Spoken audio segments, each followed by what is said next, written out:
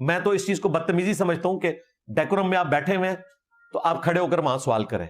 چاہے وہ ہمارا اسٹوڈنٹ کسی جلسے میں کرے یا یہاں پر کوئی کرے، یہ غلط ہے۔ جب ایک آنر والا طریقہ ہے کہ لکھ کر کریں، ہاں اگر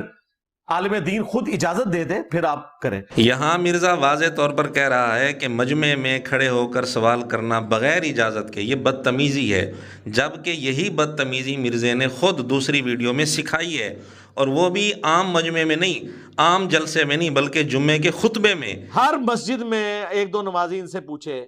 ہر جمعے کے خطبے میں لوگ کھڑے ہو کے پوچھے، بلکہ آپ میں جو کوئی فائنینشلی سٹرونگ ہے، گاؤں کا چودھری ہے،